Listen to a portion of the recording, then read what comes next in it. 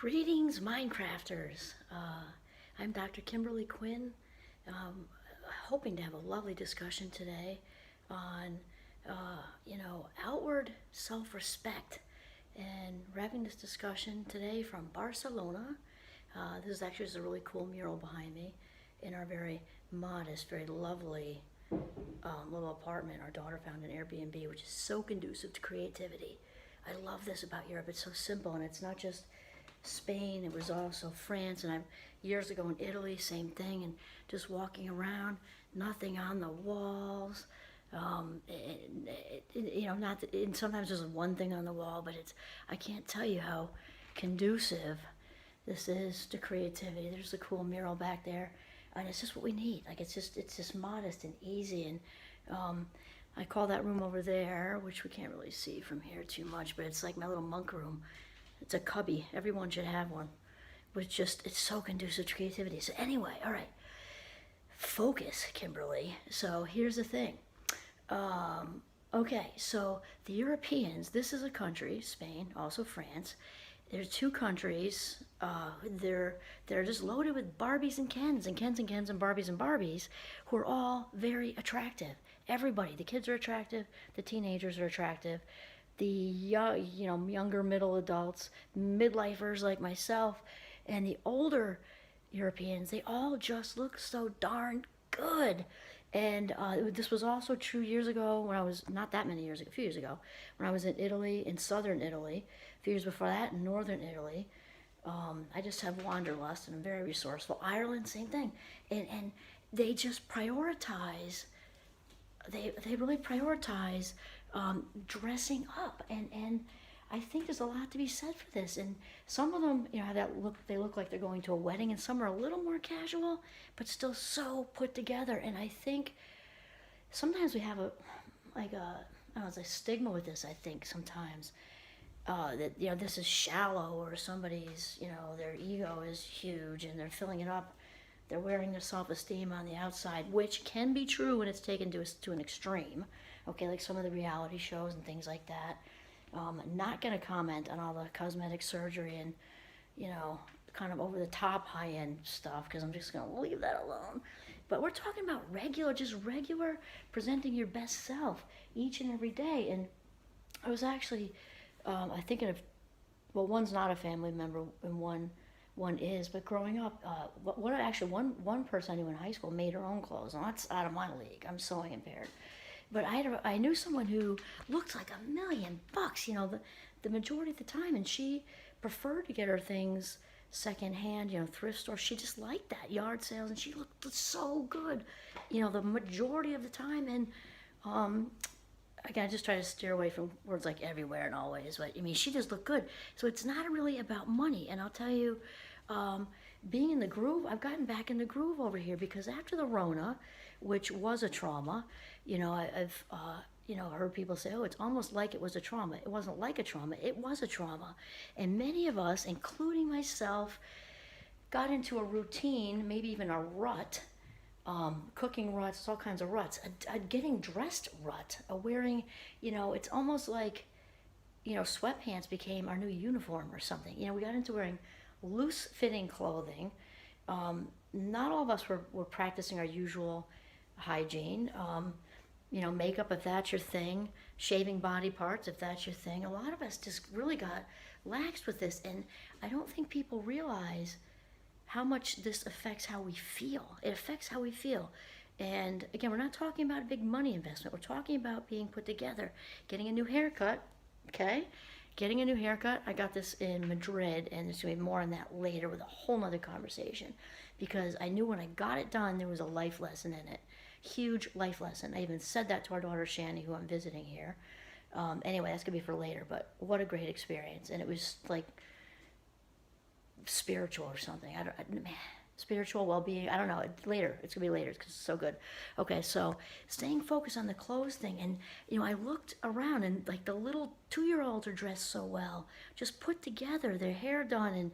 And the teenagers are very put together. You saw teenagers in gaggles all over the place put together. And also, just people just crossing the street going nowhere looked good. And we're also in Paris, same thing. So it's not just the beach, people going to work. And in Italy years ago, we actually, one of the places we worked, because I'm a huge St. Anthony fan, was Padova. And that's, a very working class town. There wasn't anything touristy about it, except for maybe his basilica. It was very not touristy. And the same thing. They were all just so dressed to the nines. And I don't think sometimes we fully get that how we present ourselves to the world is also what we attract. It's also about how we feel. So when we dress up, it's almost, and it can be that fake it till you make it thing. Sometimes when we're not feeling great about ourselves, we dress up a little bit, pull our shoulders back, and all of a sudden we're feeling more confident and we're feeling better about ourselves. And the thing is that how we dress, how we put ourselves out there is our outward expression of our inner respect. And so we feel better when we are put together. That's just it. And what else did I want to say? Oh, as far as the whole well-being thing too, with the clothes, the haircut, the grooming, we got in such a slump with the Rona, and I say, find whatever it is that's your mojo. For me, I just spent not the 20, it's 20, let's just call it 25, or 20s, I don't know, euros on a pair of really cool Barcelona pants. And all of a sudden I felt this inner Barcelona swag. And not that 25 euros can't be a ton of money, I don't mean that. The rest of it though, I already had a black shirt, I already had the cool black sandals that I've had forever. They were probably another $10. I just don't spend a lot on stuff. And I think I spent another $6 on a very cool Barcelona hat. And I just felt like I owned it, you know what I mean? Walking down the streets, Barcelona swag. And it felt so good and new, and I just felt so put together. It was just a little bit of like a rush, like in a good way, like woohoo, got it going on. So whatever it is to find your inner mojo with it, change it up a little bit, new haircut, new something, and again, nails if that's your thing, makeup if that's your thing, shave something, whatever. But it's time to get back into it, because schlepping around just isn't good for our head. There are times to be casual, of course, but the schlepping around as a routine is not good for our mental health. Period. That's it. It just isn't. Here's another thing I like to talk about that goes along with it, sort of, is oftentimes over in the good old US of A, and disclaimer, because I love my country, the emphasis on love my country, and we certainly can all offer something to the table, culturally speaking. We can all, share what we do well and what we want to tweak and things like that. Where do I want to go with that? Okay, so we often have like age stigma, and with, if we saw a fabulous 56, if we saw a fabulous 56-year-old or 60-something-year-old wheeling down the street on a skateboard, we might, even if we didn't say it, we might be thinking, oh, look at him, grow up, he's trying to be a teenager, or she's trying to grow, be a teenager, and look at her with that little short skirt, even though she looks magnificent. Look at her, she's trying to be a teenager. Well, that is not here. It's not here. It's not in France, at least where I saw. And again, I've been in places that aren't touristy. It's all the same. And they are flying. The Europeans are flying around on these little scooters, which they're a little nutty with it. I'll tell you that. Like in and out of cars, they don't stay in this. They're not even on the sidewalk. I don't think they're allowed to be on the sidewalk. But anyway, they're zipping around, and you see couples. This is very, very couples-friendly area too. So they're often in twosies.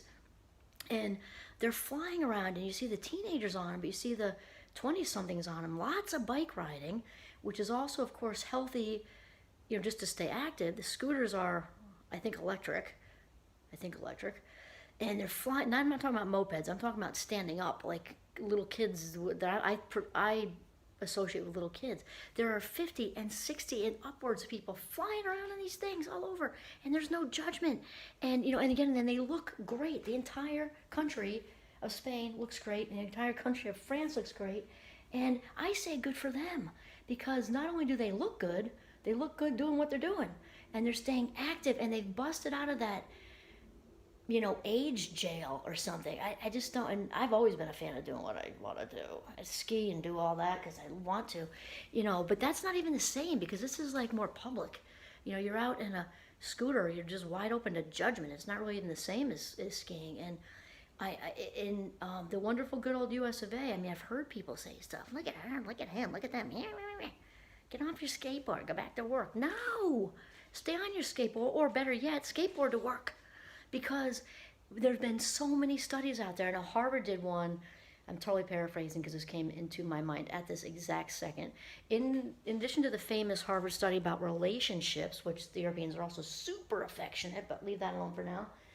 There was one where they basically immersed 70 somethings. There were at least 70 something, and they just immersed them in all this dialogue, all this experimental stuff, where they brought them back mentally, brought them back to their 50s. They brought them back to their 50s, and lo and behold, these 70 somethings, everything just went up, well-being, and they started to kind of feel more 50s, and they just it can only go to a good place. Obviously as long as you're being safe. But the crew I saw in their 60s and upwards on these scooters were in also very good shape outside of the smoking thing. Not judging smokers. We all know that that's horrible for you. Other than that, because there's a lot of smoking going on here, like big time. Other than that one, sort of no. The rest, I mean, I feel like, wow. So the second I get home to my wonderful country, the good old US of A, I am going to start working on my core. I mean, I run. I'm already kind of active, but I'm not with the core. I'm not with all that. And already got the haircut. Going to work on improving the wardrobe and getting back into a more deliberate routine. Because of dressing up. And I have a lot of fun pants, but also just to make some changes. And also the cooking rut, that'll be a YouTube for another time, because that's also another way to be stagnant. We don't want to be stagnant, so I'll just leave this with one of my favorites, one of my two favorites. My favorite alive person is Oprah's. I think she's a very good friend. She just isn't aware of it. And my dear Robin Williams, who I just loved so much, in Dead Poet Society, with the Carpe Diem thing, and seize the moment and sucking the marrow out of life. And there's all kinds of PDA, public displays of affection, as you know, here. And it's not just teenagers, it's 50-year-old and it's 60-year-olds climbing on each other on the beach. And I say good for them. It's all a mindset. It's all what we've been conditioned to believe is okay and what's not okay. And I'm hoping for all of you and myself, anyone who's watching, to just bust out of gender jail, definitely, and bust out of healthy aging jail. Bust out of healthy aging jail and do your thing. If you want to kiss your partner in front of the whole world, I say scream it, man. You're in love with the whole world now. Who cares? And here's the other thing. With all these smoochy woochy couples that definitely would get comments in the United States, here's the thing. Those two people are having a ball. The people looking and judging with, oh my God, go get a room. You know what? They always have the alternative, the option to turn the other way. Look the other direction if you don't like it. And probably underneath it all, they're probably envious. That's what I'm thinking. So I say good for them. And so this is my thing for today, is outward expression of self-respect reflects in inward self-respect. There's no question about that. We know that to be true. Fake it till you make it's been a thing for a very long time over in the States, and I'm sure the world. The other thing is do your thing on scooters. And lastly, bust out of gender jail, bust out of healthy aging jail, bust out of who gives a fat rat's ass what people think jail.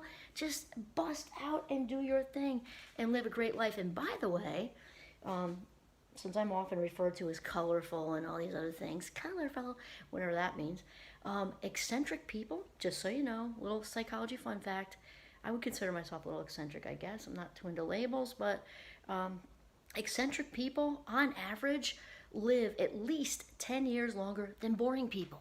So there you have it. Okay, this is Kimberly Quinn signing off from Barcelona, España. Have a very well-dressed day.